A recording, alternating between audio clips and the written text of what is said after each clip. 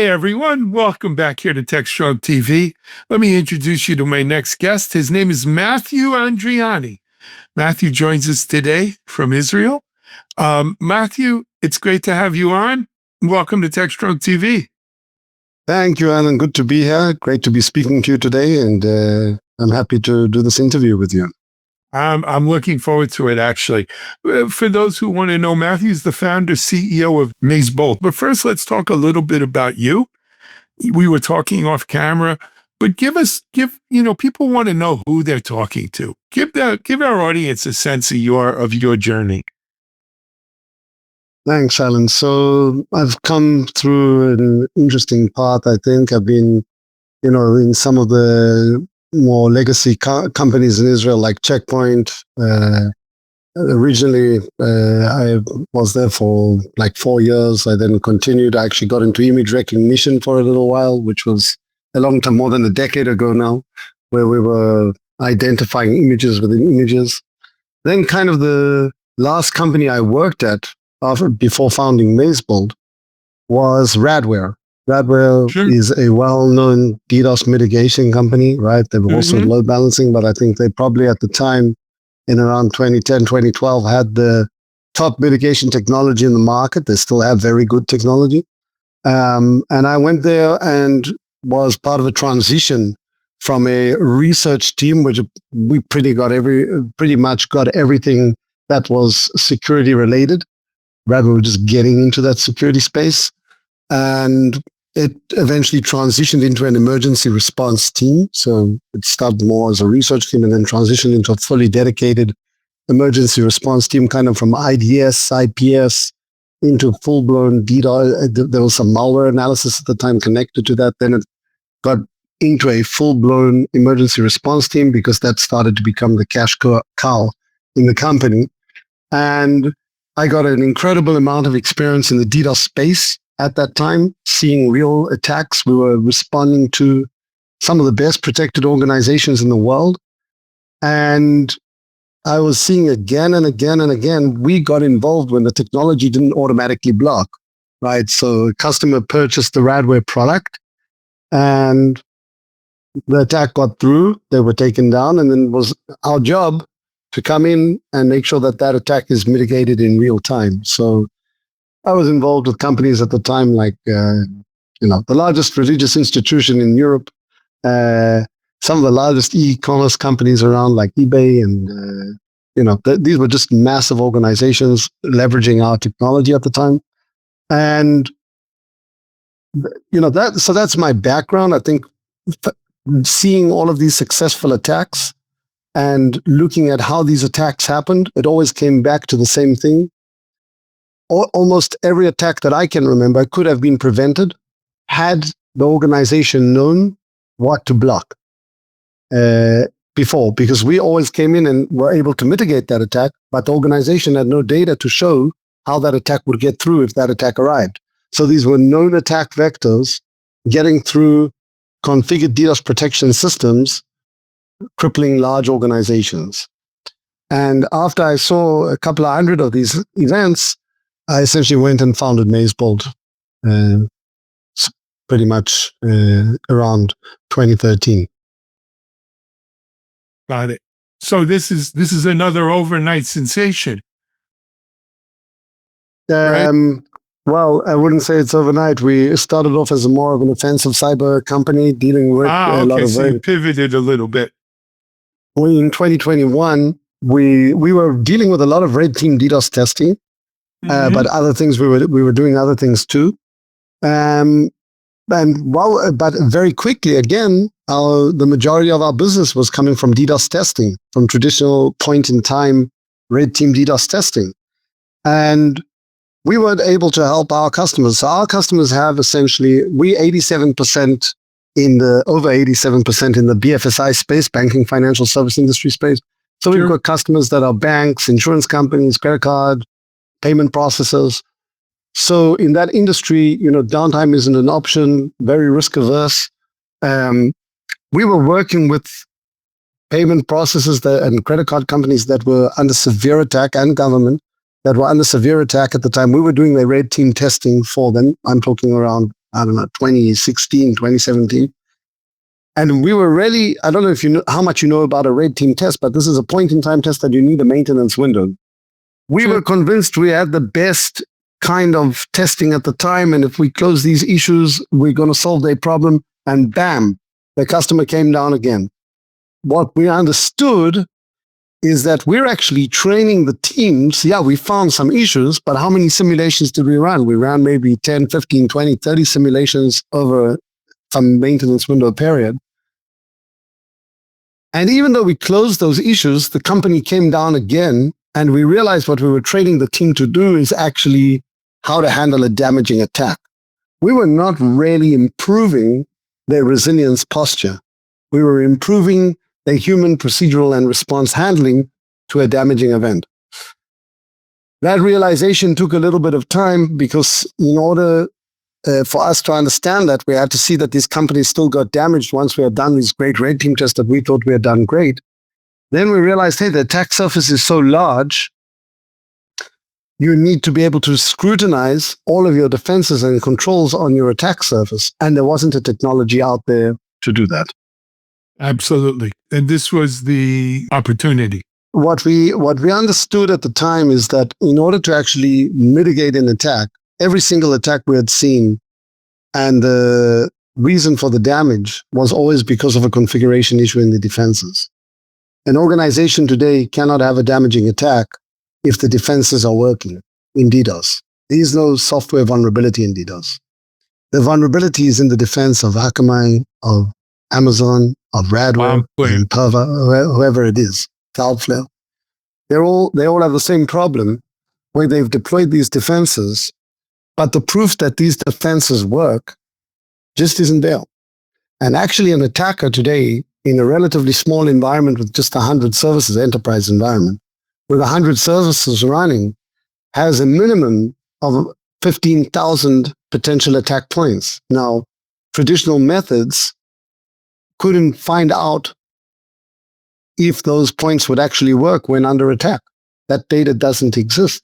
And the only reason you have a damaging attack is when one of those points aren't protected properly, you go down, emergency response, and so on and so forth. That's why you see organizations like Akamai with SOC teams of 300 people, 350 people, all these large SOC teams. Because when the technology doesn't work, you need a great team to come and bring you back up. Of course, those manual processes by their very nature indicate that you've had a damaging attack, right? So what Radar does is what our product does today is it's a validation layer that scrutinizes all of those potential entry points and gives you that proof and allows you to manage that risk in an ongoing way by de-risking based on that data. That vulnerability is the only way you can suffer an attack today. If you think about an Akamai customer or a Radware customer or any of these vendors, without pointing a particular one, the only reason the customer has a damaging attack is because the vendor didn't mitigate it. The vendor doesn't go down. The end customer goes down. Right. I get it. Yeah, actually, the Akamai DDoS team was based down here in Florida because they had acquired, I forgot the name of the company they acquired years ago. Prolexic. Prolexis, right. Prolexis. So by the way, Prolexic, I was actually very involved in getting Radware technology working in Prolexic at the time. Really? Many years ago. They were very heavily, keep in mind, Prolexic was one of the first scrubbing centers around. So, at the beginning, now everything is always on and you're always going through protection. But back then they had something called on-demand, and our technology had to be kind of re-engineered to work in this on-demand to learn immediately what's going on. So I was actually very involved in Prolexic at the very beginning. I had a lot of friends, actually still have friends who are at Akamai now, in the SOC there and everything else. But, Matthew, I want to turn the conversation to AI.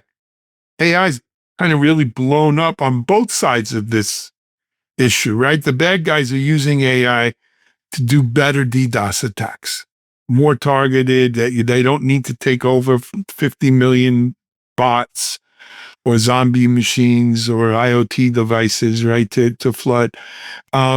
They're much more insidious, much more effective.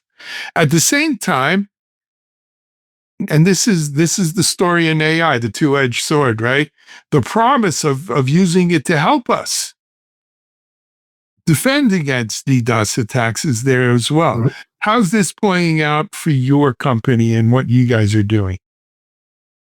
So I think, AI, of course, it depends on the area you're looking at. Like Mythos, I think, highlighted the problem in cyber in general with AI. It's such a big public event. Uh, but they're very focused on the software vulnerabilities, of course. Yeah, it's finding vulnerabilities. Correct, in the software. So, what we do is we kind of are the Mythos of the DDoS world, where you need to find the vulnerabilities actually in the defenses that you've deployed. So if you've got DDoS defenses, the only reason you can suffer a damaging attack is because of a vulnerability in those defenses. You have nothing to do with your That's where software. you're finding them. Right.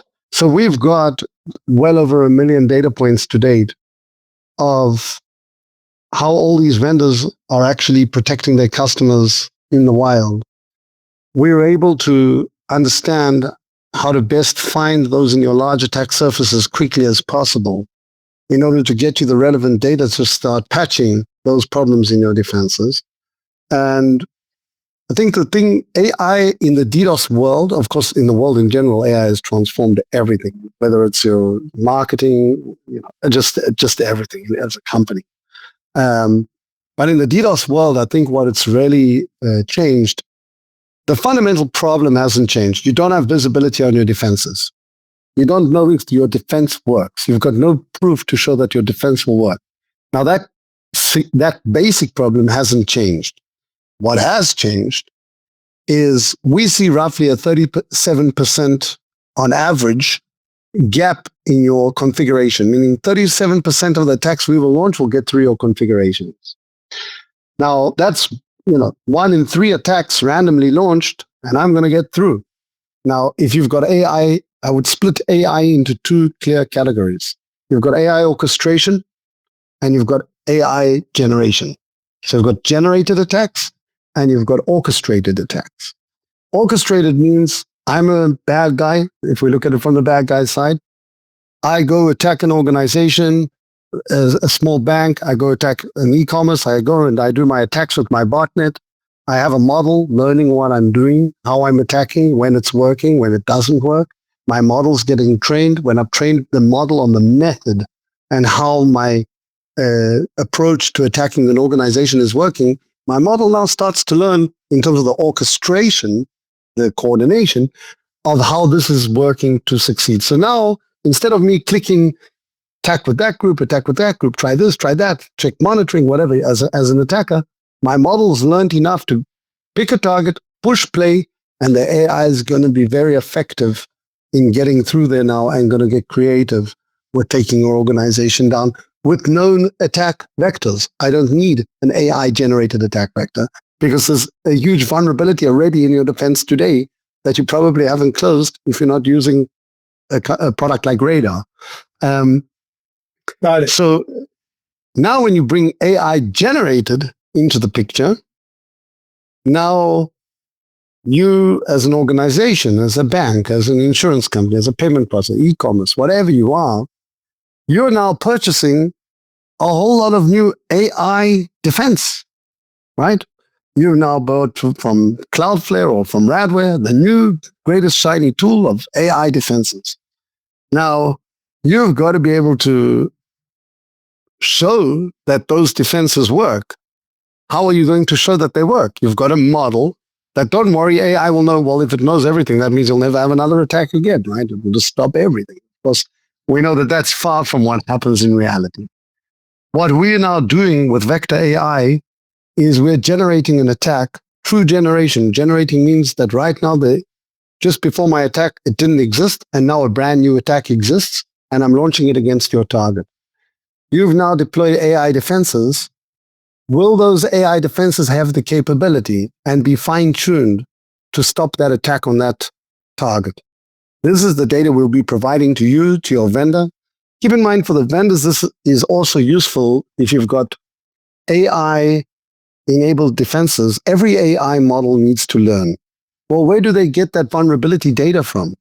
our platform provides that vulnerability data for the vendor so that their own model can learn how to mitigate those threats.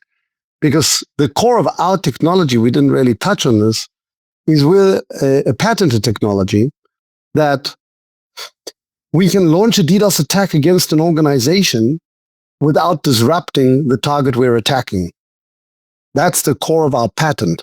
This allows us in the AI world to get something called unique data. Unique data is what fuels think of an AI model needs unique data to learn.